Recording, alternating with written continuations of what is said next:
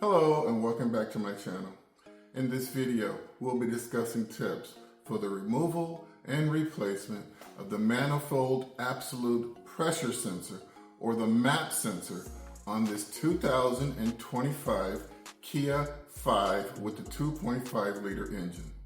If you find my tips to be helpful, please like, subscribe, and comment. Now let's get started. The MAP sensor is located in the center of your screen beneath the air intake housing.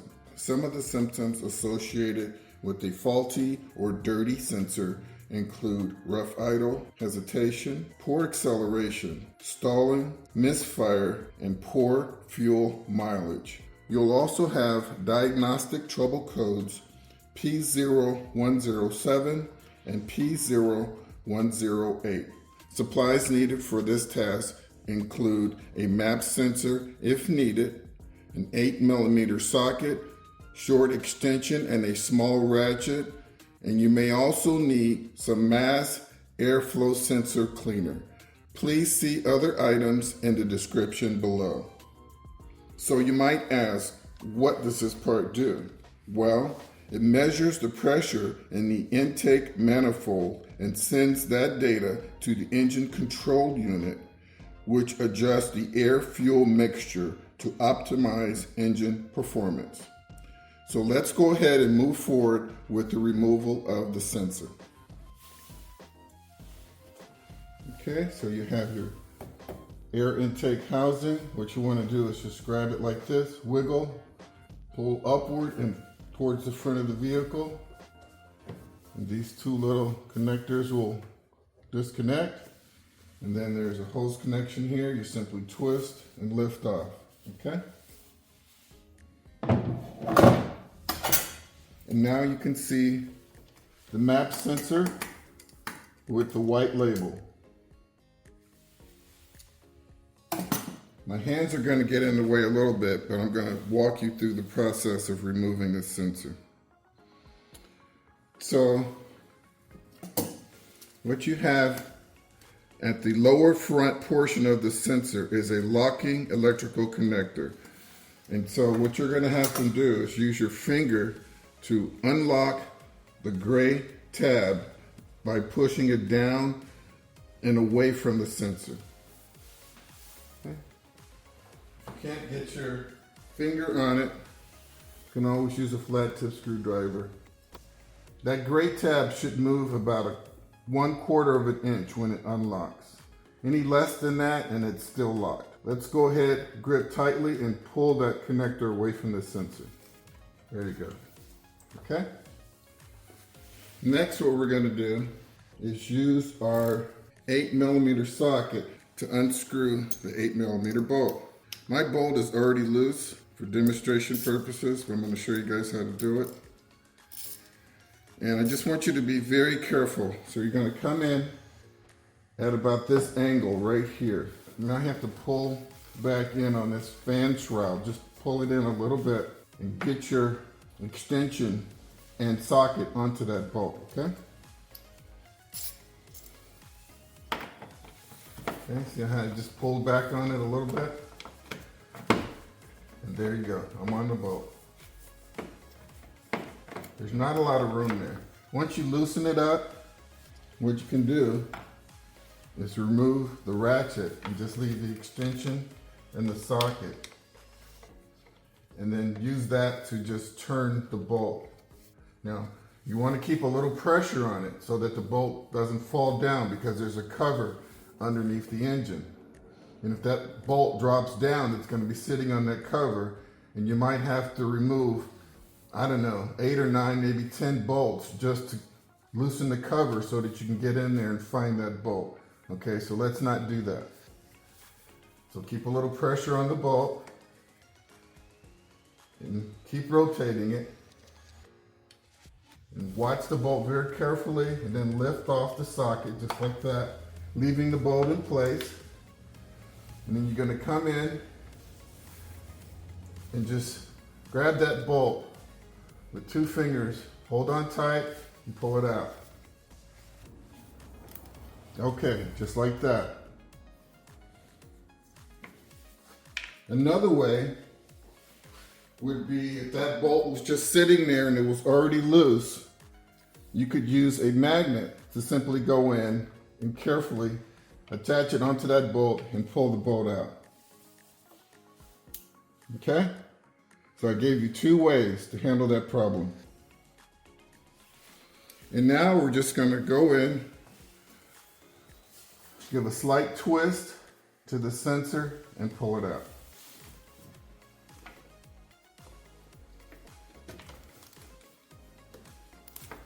And there you have it. That's your sensor. So let's just go ahead and inspect it. We have our electrical connector pins. And there's 1, 2, 3, and 4. So be sure when you're buying your new sensor that it has 4 pins and that the numbers match. Okay? Looking at the top here, there's no cracks. Coming down, you have your O-ring. And you always want to use your thumb to kind of press in on the O-ring to make sure that it's not hard, brittle, and that it's a little pliable, okay? You'll notice here that's your map sensor basket. That's a protective basket. And there's your sensor right there. All right.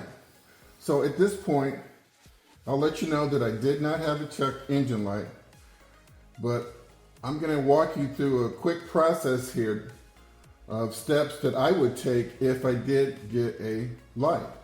So the first thing I would do is remove the sensor, as I just showed you. Secondly, what I would do is come in here and attempt to clean the sensor with mass airflow sensor cleaner, okay? Because if you notice, there's a light coat of oil in there. And the reason that you have that light coat of oil is because there's a hose coming from the valve cover. So it's pulling the vapors from the valve cover through the air intake, through the throttle body. And if you're getting excess vapors, those vapors could build up on this sensor and inside this intake manifold, okay? And so what you want to do is you never want to put this red tip inside the basket or touching the sensor. You just want to saturate it. And I'll show you guys a quick before and after here, okay? You see how it looks now, all right? Here we go. You might want to put on some safety glasses.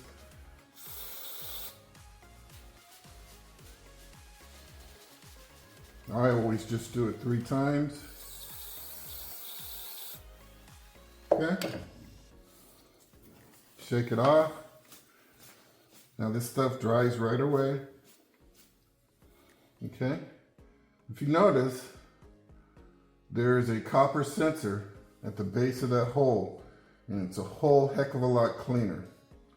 And so basically what I did for this vehicle is just gave it a mini tune-up, because this helps to optimize the air-fuel ratios and the air-fuel mixture.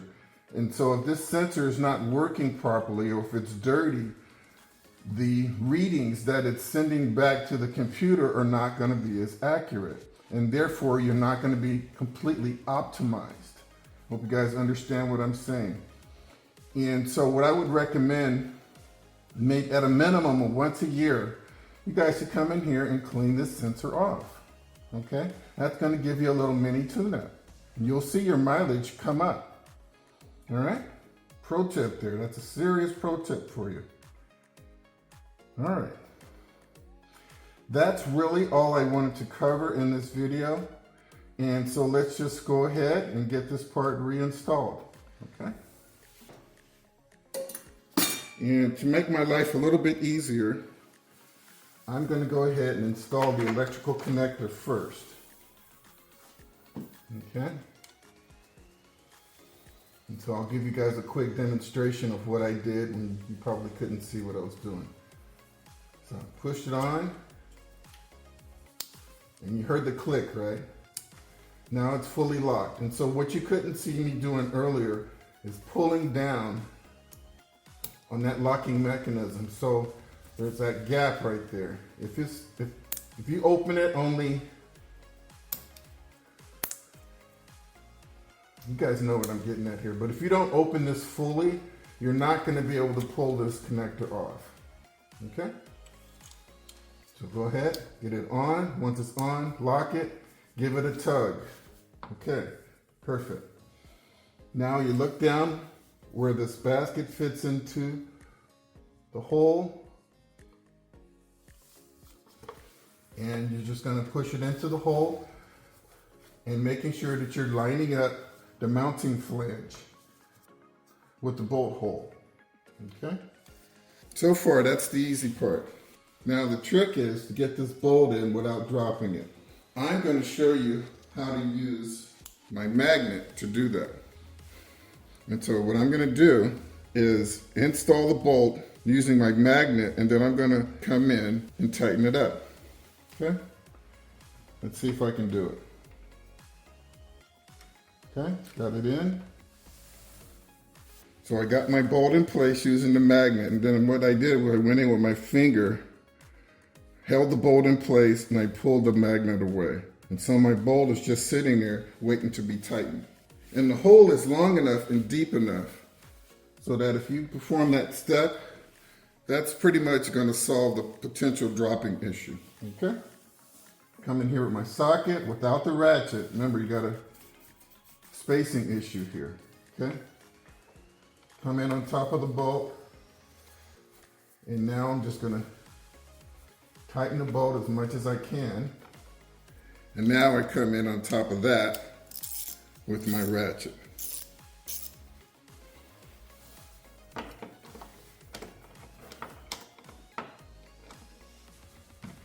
You notice I had to pull back the cover a little bit.